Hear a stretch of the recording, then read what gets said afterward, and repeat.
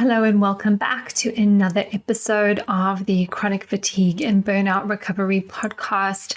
In today's episode, I'm going to be talking about all things gut health. But before I dive into the content for today, just to bring your attention to some of the things I've been talking about in the previous episodes. So the past couple of episodes, I've talked about blood sugar, I've talked about oxygenation. Prior to that, I do believe I talked about the nervous system. And these are all what I would call low-hanging fruit.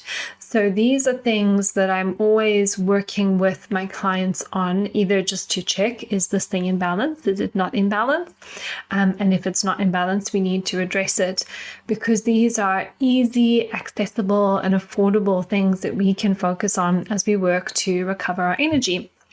And for this reason, these are also available as mini courses on my website. So you can buy a blood sugar mini course, you can buy the nervous system mini course, you can also buy the oxygenation mini course. And today, the topic gut health, you can buy the gut health mini course as well.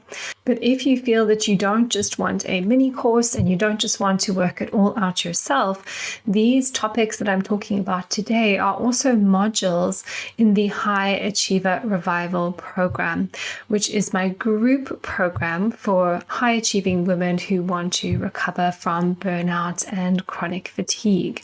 And so the difference between doing the mini course and joining the High Achiever Revival program, also known as HARP, is that I combine the information that you receive on the modules, information like you would receive on this podcast, but in a lot more detail, with the group environment. So monthly group calls where you can feel supported on a monthly basis and have conversations about your recovery, with some one-to-one personalized consultations.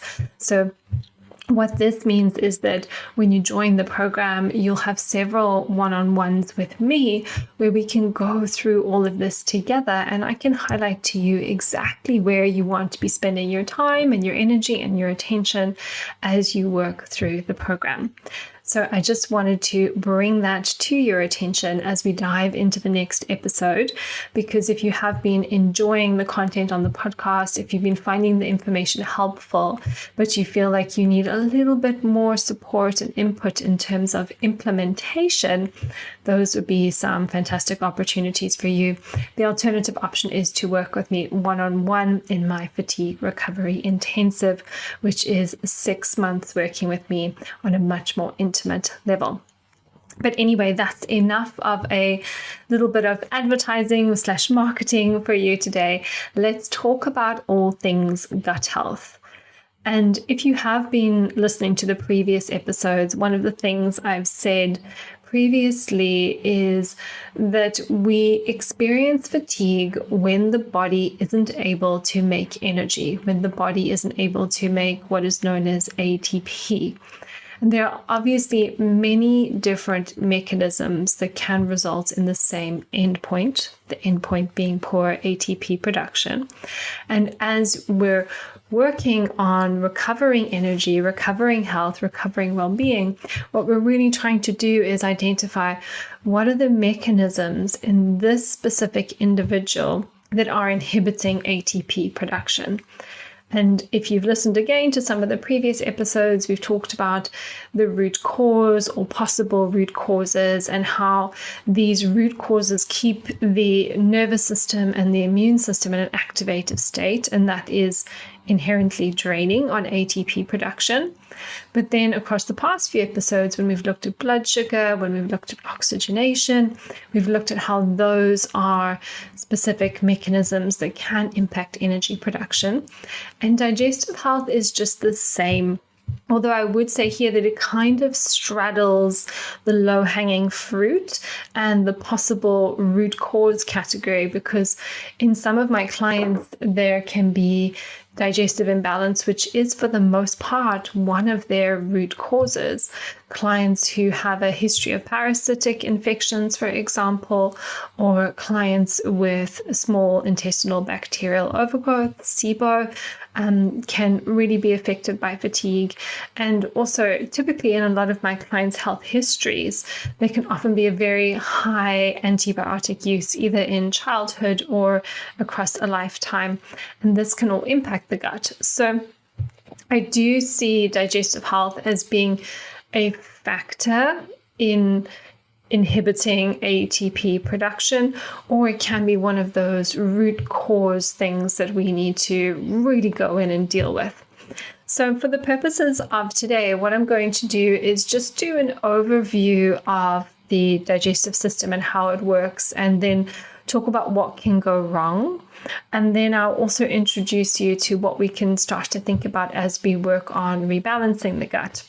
And if you have listened to this episode and then you feel that you would still need some more help and support in terms of addressing any digestive dysfunction, because some people do need that personalized input. They may need some more advanced testing. They may need some more specific help in terms of rebalancing their gut. Then there's always the option to, obviously, you can always work with another practitioner, or you can take things the next step further with me and think about joining HARP or joining my one-to-one fatigue recovery. So recently on my social media, somebody had asked a question if gut health could be something that is impacting energy levels. And the short answer is yes, it definitely can be. But the more complex answer is that there may be many different ways in which digestive health could be impacting your energy levels specifically. And the key to establishing well-being is working out what's going on for you and meeting your unique needs. So let's start off with a brief lesson in terms of how digestion works. And the way that I like to approach this is from the top down, or north to south. So if you've heard me talk about the nervous system, you'll often hear me say, we really want this sort of bottom up approach where we're working with the body to then influence the brain. With digestion, we do it the other way around. So we're sort of working from the top down, from north to south, from brain all the way down to the colon. And so therefore, the first part of your digestion is not, your gut per se, or what people would think about as their gut, but it's actually the brain and the nervous system. The brain will sense the availability of food even before a meal begins. So anybody who's ever felt hungry will probably know that as soon as you start to feel hungry, even just imagining food can bring saliva into your mouth, can get your stomach rumbling.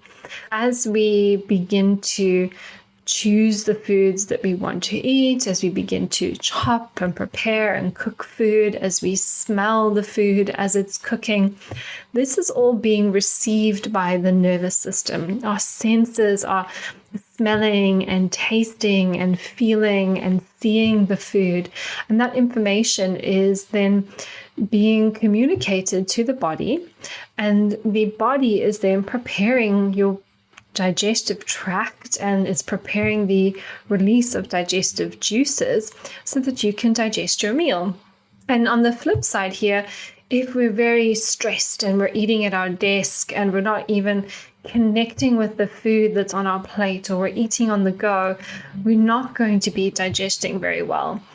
And chronic stress, as we know already, can impact the tone of the vagus nerve, and that can affect the signals that are being sent to the digestive system, because it's probably not going to feel very safe to digest your food when you are in a perceived state of danger.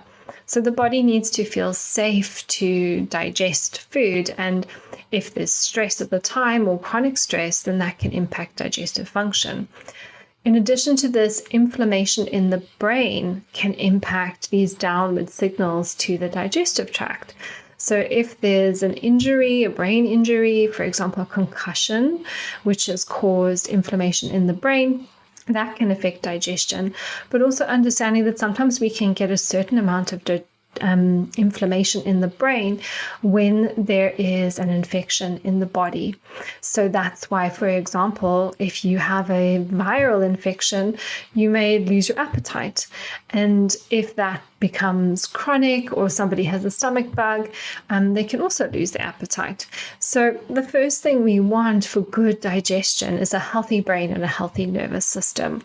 Obviously, some of those things are also reliant on a healthy gut, but we know that there's a lot we can do to support our nervous system through somatic experiencing, through brain retraining, through breath work, through yoga, and there's a lot we can do to support our brain in terms of eating nourishing foods.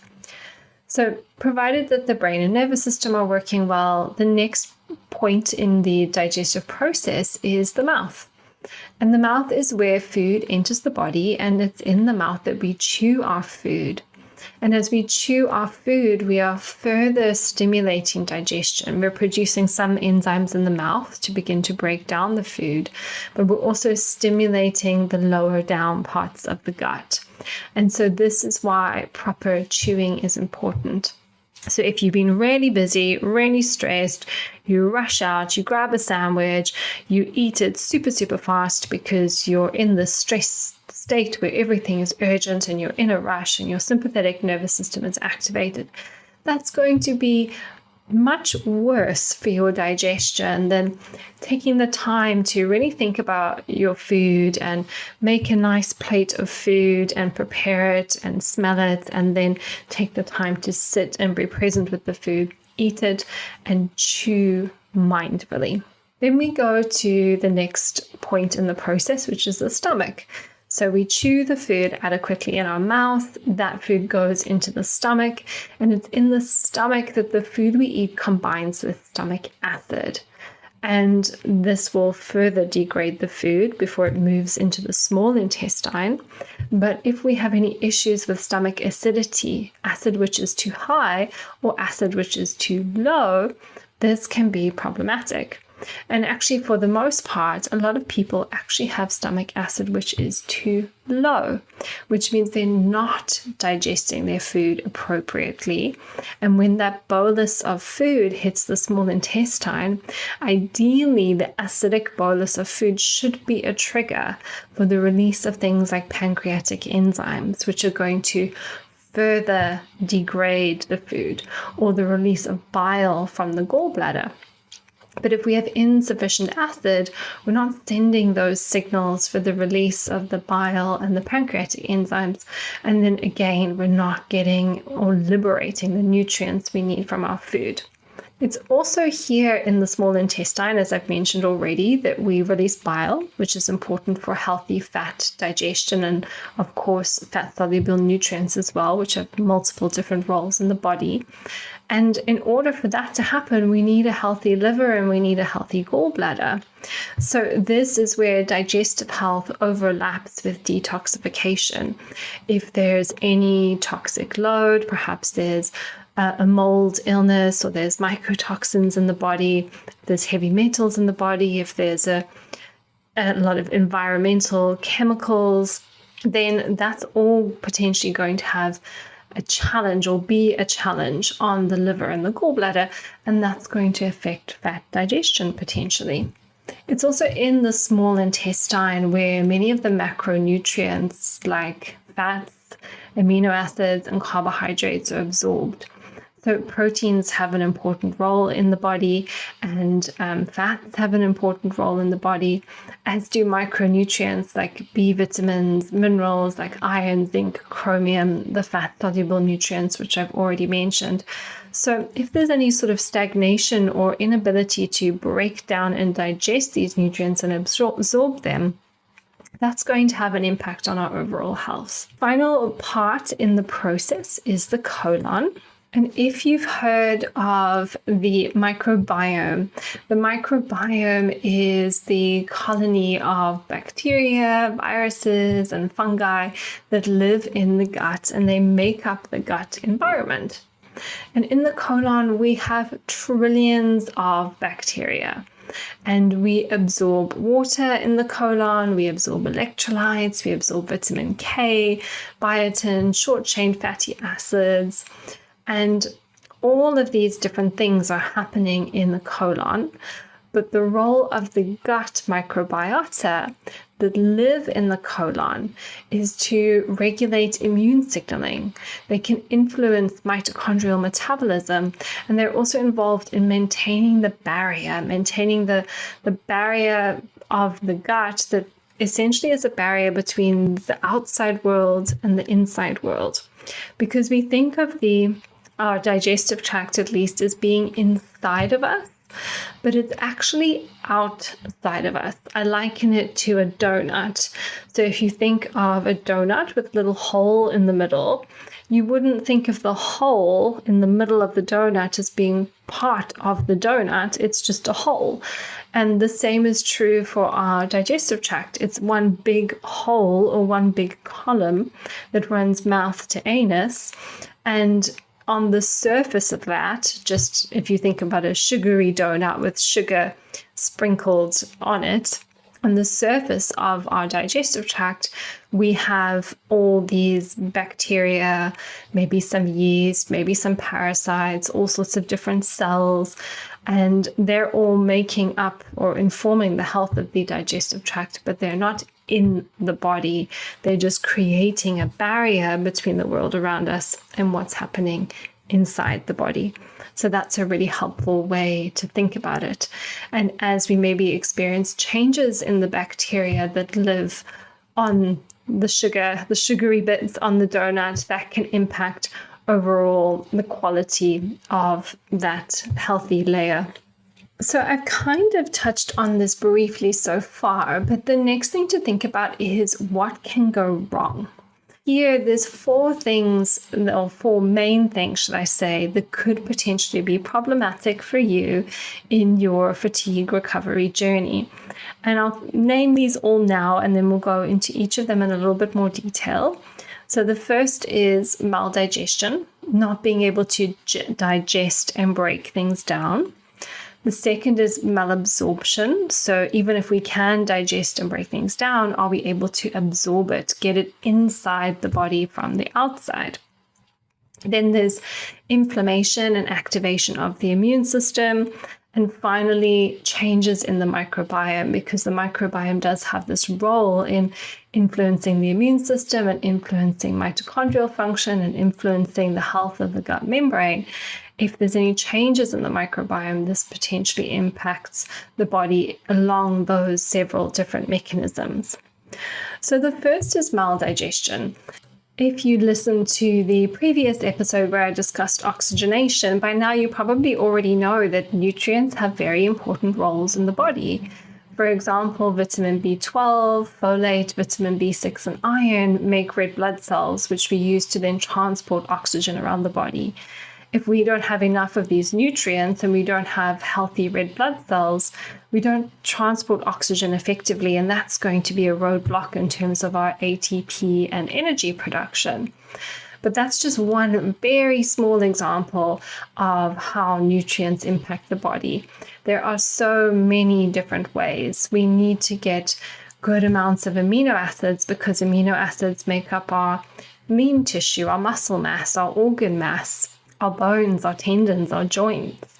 We also use vitamins and minerals as cofactors in various reactions that are important in the body. We have got thousands of reactions happening every single moment of every single day, and we need vitamins and minerals so that these reactions can happen.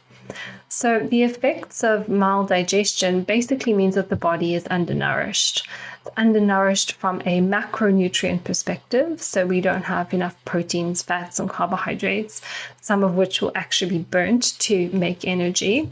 And we also don't have enough vitamins and minerals, so these different biochemical and enzymatic processes that are essential to our health happen effectively. We can't make hormones, we can't make neurotransmitters, we can't detoxify properly. There's so many different things that we rely on our nutrition for. So if you eat and you get bloated, if you have bowel urgency or heartburn after a meal, if you have difficulty tolerating proteins or fats and you avoid these foods, or if you experience fatigue after eating, or you have a problem digesting and absorbing your food, these can all be signs that there may be some maldigestion going on. And this means that you really want to consider how you can support your digestion in the context of your fatigue recovery. In some cases, it can be something just as simple as taking a supplement to help you, perhaps while you work on some of the upstream factors, so chewing, the nervous system, the brain health piece. I had a client who was experiencing a lot of fatigue after eating, and just some basic enzyme support really helped her in terms of her energy crashes, especially in the afternoon. So that would be the first thing to consider is there any maldigestion going on? In my own personal journey, I had a lot of maldigestion. About 6 months probably into becoming unwell, I started to develop chronic diarrhea, which was bowel urgency after eating. And I suspect, I don't know for sure, but when I eventually did do a stool test, I definitely had some fat maldigestion. There was a very high fecal fats in my stools. And I suspect there was a liver gallbladder link, possibly due to mycotoxins, toxic overload. And I had chronic diarrhea for almost 2 years. On and off. Sometimes it was a little bit better. Sometimes it was a little bit worse. I tried so many different things to support my body. And in the end, the thing that helped me the most was working on my nervous system alongside a sensible diet and supplementation. I had been doing various dietary things and supplemental things, but bringing in the nervous system piece in conjunction with that was what really began to shift things for me. But then at the time when I had all of these digestive issues going on, I did an organic acids test and just basically needed like every single B vitamin, every single fat soluble vitamin. I think the only thing that was okay were my mineral levels, but it was definitely evident in my nutrient status that there was a lot of maldigestion going on. So I think you can probably safely assume if you've got a lot of digestive issues, there may be some maldigestion, there may be some nutrient deficiencies as a consequence of that, and really you want to address the gut first and then work on addressing the nutrient deficiencies. So then the next thing I said I would touch on would be malabsorption. And once food has been digested, it needs to be absorbed. So just digesting well is not the only piece of the puzzle. We also need to get that food across the gut lining and into the bloodstream where it can then be taken up and used as appropriate. So if the gut lining is damaged, if it's inflamed or leaky, as what it is often colloquially referred to, nutrient absorption will be poor. So really what this depends on is the integrity of the gut membrane. And the integrity of the gut membrane can be compromised when there are infections. So if there's a yeast infection, if there's mold, if there's parasites, if there's excessive bacteria like dysbiosis or small intestinal bacterial overgrowth or other parasitic infections or bacterial infections, this is all going to affect the gut lining. Stress and nervous system dysregulation can affect the gut lining. Poor diet, so eating too often, eating too much carbohydrate, eating too many fats, these can all potentially be an issue. Then even things like eating too much salt, eating gluten if you're someone who is sensitive to gluten, emulsifiers in processed foods, food glue, nanometric particles, or even chemicals from food packaging, specifically things like BPA, can really disrupt the gut lining. So we first and foremost, if we're thinking about this north to south model, we need to address what's going on upstream. So nervous system support, brain care, chewing, creating a safe environment to eat, connecting with the food, supporting any maldigestion, and then starting to think about what could be affecting the gut barrier. Have you got a good, well-balanced diet? Are you taking adequate rest breaks between eating? Are there any infections which need to be removed?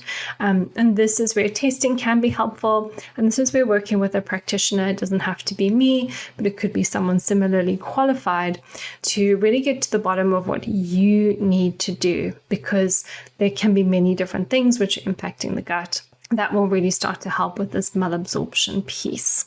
Then the next thing is to consider inflammation and immune activation. And to a certain extent, if there is maldigestion and malabsorption, there's likely also probably going to be some inflammation and immune activation. And 80% of our immune system is located in and around the gut membrane. And when the gut is inflamed, there can then be a spillover of inflammation that can then become systemic. So that means that it's affecting other areas of the body.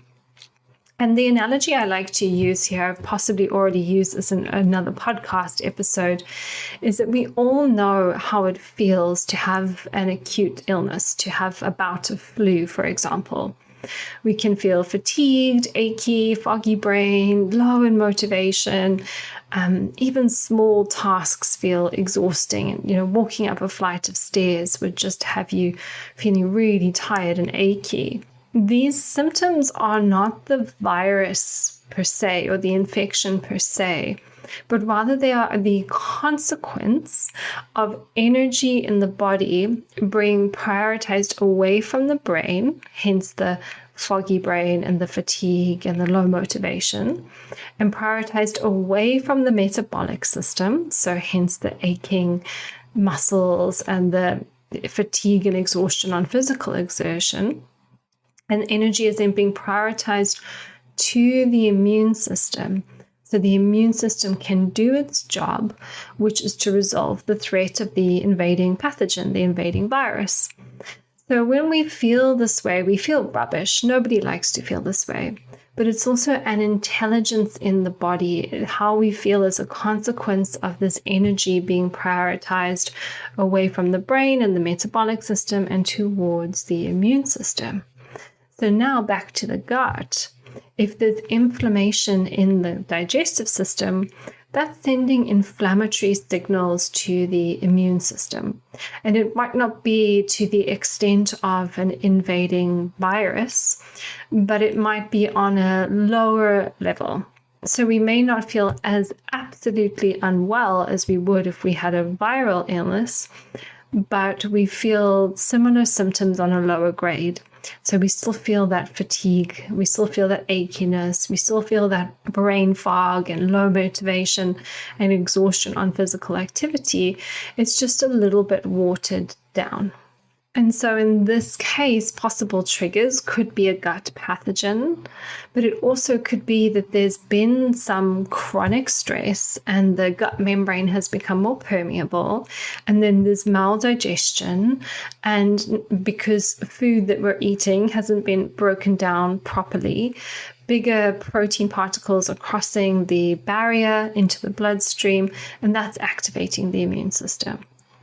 Or we can get endotoxins, so toxins which are produced as a consequence of bacteria in the gut that then travel into the bloodstream. And that's going to be activating for the immune system, but it's also going to add to toxic load, which is going to then impact maybe the liver and the gallbladder. And then we can't produce enough bile. And one of the roles of bile is to carry toxins out of the gut. So that's compromised. So toxic load increases further. But we also can't get our fat-soluble nutrients, which are going to be important antioxidants. Or we can't digest our fats properly. And that's going to be really important for managing inflammation or creating healthy cell membranes, which then impacts the mitochondrial function. So we can see that the effects of these imbalances in the gut are far-reaching. And this is why we want to make sure that all these different steps in the digestive processes are fully optimized so that the body is getting what it needs, and we're also not creating extra stress and immune activation through our digestion. So then the final thing I wanted to discuss is the microbiome. And here we're talking about the balance and the colonization of the gut by different viruses, bacteria, and fungi. And there are many, many different bacterial species in the gut, and different species impact the body in different ways. And really, the research in this area is still very new. We probably only know a drop in the ocean of everything we need to know about the bacteria in our gut. But here are some examples. So some bacteria may possibly affect the conversion of thyroid hormone T4 to the active thyroid hormone T3. So if there's an imbalance with these bacteria, then maybe we're not making enough of this active thyroid hormone that could impact energy. Some bacteria may play a role in blood sugar stability, which means somebody with a bacterial imbalance may really struggle to keep their blood sugar stable, and that could impact energy. Then we also might have certain bacteria, for example, the desulfovibria piga bacteria produce hydrogen sulfide gas. And this gas has been known for years as a toxic gas and an environmental hazard. And it can actually inhibit mitochondrial function and diminish ATP production. And this was something that when I did my stool test, I tested very highly for. I actually got a lot of benefit going on a low sulfur diet. So I did a low sulfur diet in conjunction with some supplementation and nervous system brain retraining. And the combination of those few things together was what really kind of finally got me out of that pattern of chronic diarrhea. But ultimately, what we want is that we want the microbiome to be diverse. It's not about having lots of certain types of bacteria and then very few or none of the other types, but it's really about having this diverse range of different species that all work synergistically together.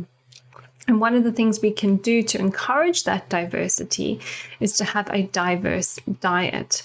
One of the things that discourages that diversity is to have a very limited diet, but also antibiotic use. So the more courses of antibiotics someone has had across a lifetime, that can impact the diversity of their gut bacteria. So a little challenge that I like to set my clients is to aim to eat 20 to 30 different plant-based foods per day. Different research says different things. Some say 20 to 30 per week. I like to say if they can hit a minimum of 20 per day, that's great. So what that actually means is that if you make a salad, and you put 3 different types of lettuce in that salad. Say you put a red leaf lettuce and a romaine lettuce and a radicchio lettuce. I'm eating a lot of radicchio at the moment. I really love it. That's 3 different types of plants. Then you add some avocado. Then you add some tomato and cucumber and celery. That's another 4 different types of plants. Then you've got 7 types of plants. Then say maybe you make a curry for dinner and you add ginger, onion, garlic, maybe some cumin and coriander and some chili. That's 6 different plant species that you're eating in your curry. So as your day goes by, you count up these different types of plants, and the goal really is to have 20 different plants each day. So that's something that you can give a little go and see if it works for you. The other final thing is that exercise can positively impact the microbiome. And one of the things we experience a lot in fatigue is people stop moving their bodies, either because they just physically can't or they build up a fear of movement. So I really encourage people to move as much as possible within their physical limitations, and as they experience more and more wellness, to continue to increase their physical activity. Obviously within healthy limits as well. Over-exercising can be detrimental to well-being. So that hopefully gives you an overview of different mechanisms by which digestive health can impact energy. If you know your gut doesn't feel right and you want to know what to do about it, the process that I guide my clients through is the 5R process, which is sort of universal for functional medicine. So when you do your functional medicine training, you learn this 5R process. And the 5R process stands for remove, replace, reinoculate, repair, and rebalance. So I'll briefly go into each of these. But remove means removing things that shouldn't be there. So it might be removing foods that someone is reacting to, might be removing pathogens like parasites or yeast overgrowth, or maybe if there's too much bacteria, there's a bacterial overgrowth, a dysbiosis, those bacteria may need to be pruned back. And in some cases, I'll refer clients to their doctor who will recommend antibiotics for parasitic infections, and that can really help in terms of energy. In other cases, we may use antimicrobial herbs for this remove phase. The next thing we want to do is replace. So this means replace the things that are missing. You just heard me talk about the importance of the diversity of fibers in the diet. So here we may want to add in these plant-based fibers to replace those. We may need to give some digestive support to support acid production or enzyme production or fat digestion. So we're replacing what should be there but isn't there. Then we get to re-inoculate. So that is putting in the good stuff, putting in the good bacteria, whether that's through consumption of fermented foods or taking a probiotic. And then we have the repair. So repair refers to repairing the gut lining. Remember that I mentioned that lining is so important because it's the outside or inside of the donut interface. It is the barrier between the inside world and the outside world. And it's the first port of call that our immune system has to react to things and to protect us and keep us safe. So when we repair the gut lining, we want to focus on nutrients. For example, bone broth is very rich in certain amino acids, which can be helpful for the gut lining. We can also have things like vitamin A and vitamin D, omega-3 fatty acids, vitamin K, zinc. These are all really important nutrients for the gut lining. And then finally, to rebalance. And rebalance refers to the lifestyle that we lead and how that supports our digestive health. So in this case, it's about looking after our brain, looking after our nervous system, making time to slow down and use all 5 senses when we eat our meals and really chew properly and have that ongoing lifestyle that supports our digestive health. So that's a very brief introduction into how you can support your digestive health. As I said at the beginning of the episode, if you feel like you need more support in this area, there's a few things that you can do.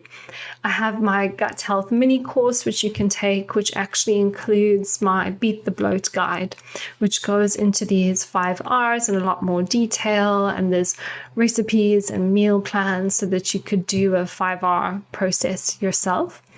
The other option is to work with me in the High Achiever Revival program, which is a combination of one-on-one and group work, where you have a year's support from myself, where you're going through modules, jumping on group calls, and having a certain amount of one-on-one calls where we go through things together and can really hone in and personalize and target a plan to you.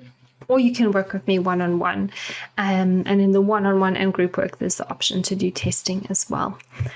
So I hope that has been useful for you today. I hope you now have a better understanding of how digestive health could be impacting your energy levels and where you can at the very least begin to start to address your digestion. If you have enjoyed today's episode, please feel free to share it on social media, share it with your friends, leave a review so that other people find this episode and can also get the health that they need and the help that they need. And I will see you in the next episode.